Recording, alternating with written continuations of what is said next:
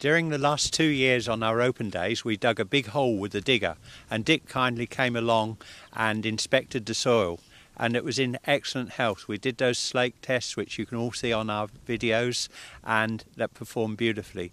This year we've got the cover crop, and we're having a little look at how the soil is performing in the cover crop here, and where we've planted. Dick has got his spade here, and he's dug a couple of plots up, and I'll let him talk and inspect the soil and see how it's performing this year in 2021.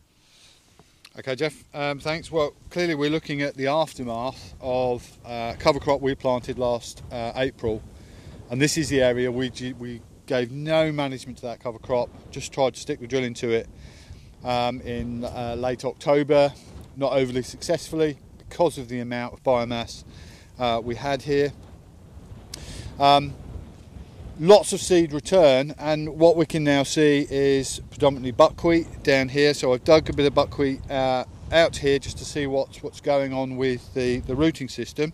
First thing to say is that we've had good moisture lately, 70 plus millimetres, and the spade goes in really easy and the soil digs really easily. Because we've only got really buckwheat growing in this soil at the moment, then we've only got that one root system that's really penetrating through the soil. The soil is breaking up very nicely, which is what we see from the Claydon system. Obviously it's been used for an extended period of time, I think about 18 years here now. So the soil is in a lovely friable state. And even uncovered would now it's had the moisture, will break up into a seedbed really well. Lovely mixture of aggregates through the soil, and we've got really good water infiltration from that amount of rain that's fallen.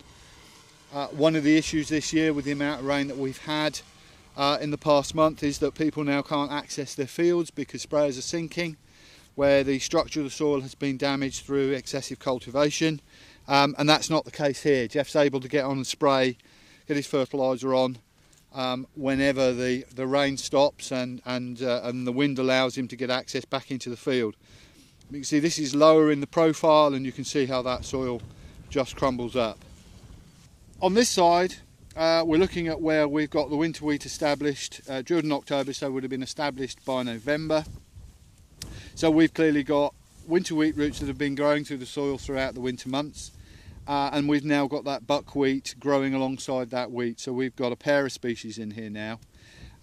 We can see much more root mass through the soil, obviously because the winter wheat has been there for longer, but it breaks up just as easy. It's a little bit damper, and that's often the case where we've got a greater mass of root near the surface, because those roots hold that moisture around in their rhizosphere.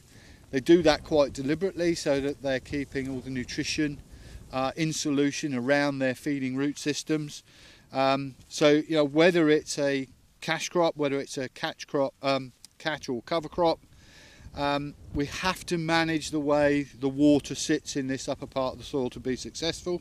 We need to take that into account, whether it's summer or coming into the spring with our cover crop. But the soil, again, is in really lovely friable condition. So again, using something like the Claydon system, we're going to come in and drill this section.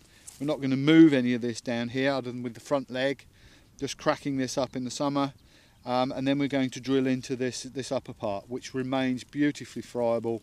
We'll come straight back to a seed bed, as we can see happening here. And this is what's happened in the last month, is typical of what happens after a dry September, coming into an October. We start to get rainfall.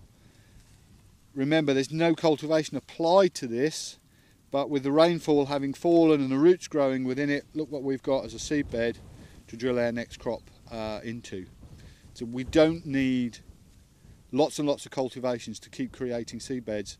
We can just let roots and wetting and drying do that for us as we go forward.